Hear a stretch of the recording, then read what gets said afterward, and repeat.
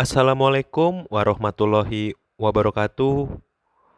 Selamat berjumpa kembali dengan saya, Deas Indra Setiawan, sebagai salah satu peserta pelatihan dasar CPNS Kementerian Perhubungan pada tahun 2022. Saya berasal dari gelombang 4 Angkatan 26, kelompok 3. Pada kesempatan kali ini, saya akan menjelaskan dan memaparkan terkait prinsip-prinsip manajemen ASN yang terdiri dari kedudukan dan peran ASN, hak maupun kewajiban ASN, dan yang terakhir yaitu adalah proyeksi karir sampai purna tugas dengan menggunakan kaidah sistem merit. Sebelumnya, kita harus mengetahui terlebih dahulu apa sih arti dari manajemen ASN. Manajemen ASN adalah pengelolaan ASN untuk menghasilkan pegawai yang satu, memiliki profesional dalam pekerjaan, yang kedua adalah memiliki nilai dasar ASN dalam hal ini berakhlak, yang ketiga adalah memiliki etika profesi, yang keempat bebas dari intervensi politik, dan yang terakhir adalah bersih dari praktik korupsi, kolusi, dan nepotisme atau yang dikenal dengan istilah KKN. Untuk prinsip manajemen ASN yang pertama, kita membahas terkait kedudukan dan peran daripada ASN. Untuk poin pertama, kedudukan ASN. Kita ketahui bersama bahwa ASN itu dibagi menjadi dua. Yang pertama adalah PNS dan yang kedua adalah P3K. Dimulai daripada PNS.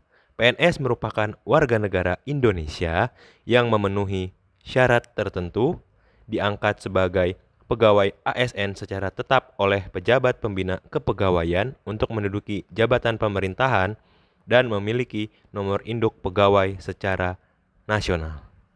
Kemudian yang selanjutnya adalah P3K atau akronim dari pegawai pemerintah dengan perjanjian kerja, bahwa P3K adalah warga negara Indonesia yang memenuhi syarat tertentu yang diangkat berdasarkan perjanjian kerja untuk jangka waktu tertentu dalam rangka melaksanakan tugas pemerintahan.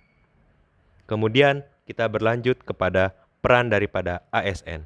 Sesuai dengan tugas dan fungsi dari ASN itu sendiri, itu mempunyai 3 peran. Yang pertama adalah pelaksana kebijakan publik, kemudian yang kedua adalah pelayan publik, dan yang terakhir adalah perekat dan pemersatu bangsa.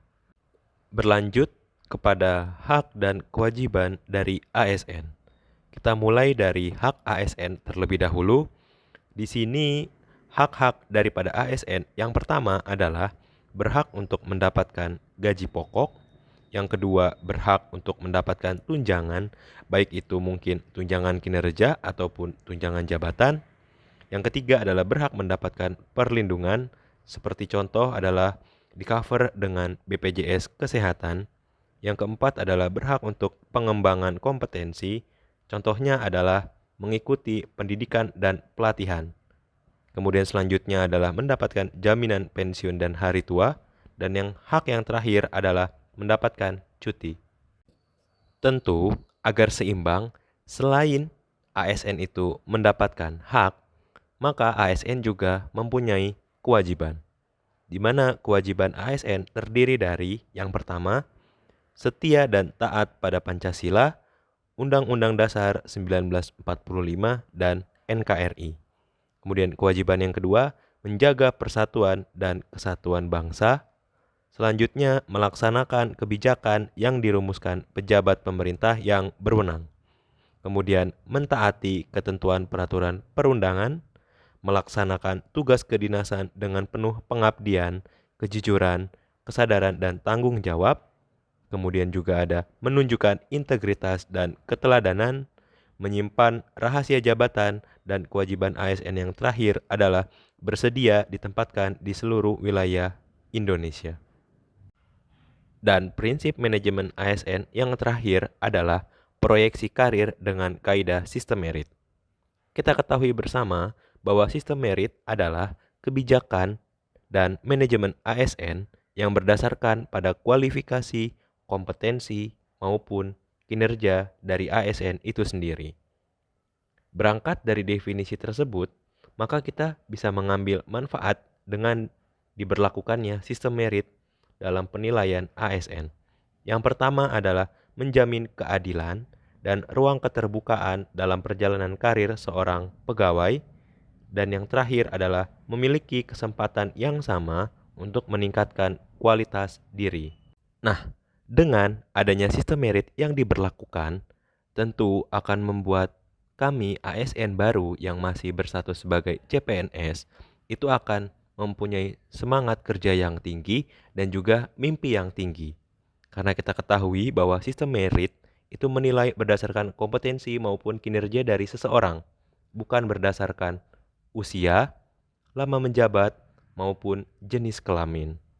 Sehingga tentu, khususnya saya, karena memang saya masih berstatus sebagai CPNS di Direktorat Keamanan Penerbangan, tentu proyeksi karir saya yang pertama adalah bisa lulus dari CPNS ini dengan memuaskan, kemudian saya bisa berstatus sebagai PNS.